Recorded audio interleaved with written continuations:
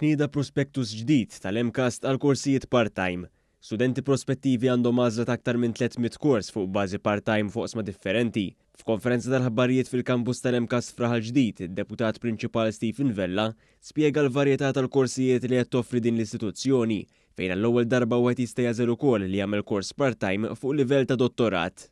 Huwa fakkar kif l-MCAST tilqa' studenti ta' kull età u minn kull pajjiż, u għalhekk l-appell huwa sabiex kull min jixtieq ikompli l-edukazzjoni tiegħu minkejja impenji oħra japplika minnu fih għal dawn il-korsijiet. Il-prinċipal u l-kap eżekuttiv tal-MCAST, il-professur Joachim James Calleja, rimarka kif dan l-istitut edukattiv huwa wieħed immexxi mill-industrija u għalhekk l-istudenti fih dana jkunu mħarġa skont il-bżonnijiet tal-istess industrija. U għannota kif dawn il-korsijiet mhux biss jibbenefikaw l-istudenti li jażlu jsegwuhom, iżda jagħmel differenza fil-ħiliet tal-ħaddiema Maltin. Aħna nixtiequ li min jaħdem, min għandu diġà full-time job, min huwa impenjat għandu l-ħin wara x-xogħol illi jiġi hawnhekk u jieħu diploma, jieħu degree, jieħu kwalifika illi tajnu fuq il-post tax-xogħol. U tajnu ovvjament il-pajjiż illi jkollu workforce iktar imħarġa. One News tkellem ukoll ma' Rachel Mifsud li hija studenta part-time fl-MCAST. Hija qalet li minkejja li għadet tistudja, dak li qed titgħallem diġà tapplikah fil-prattika.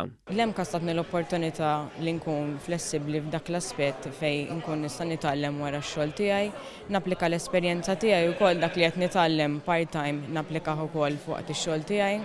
Min-naħa tiegħu il-Ministru għall-Edukazzjoni Clifton Green nnota li dawn il-korsijiet u ħafna aktar li joffri l-MCAST huma marbuta mas-settur tax-xogħol u mhux mal-istitut edukattiv, li huwa wieħed li verament iħares lejn ir-realtà tad-dinja tax-xogħol.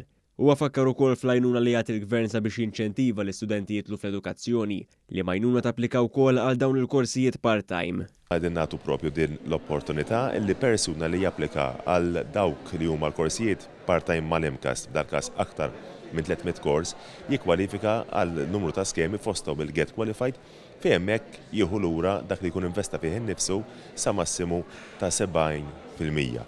Kull min jixtieq aktar informazzjoni dwar dawn il-korsijiet jista' jżur is-sit mcast.edu.mt.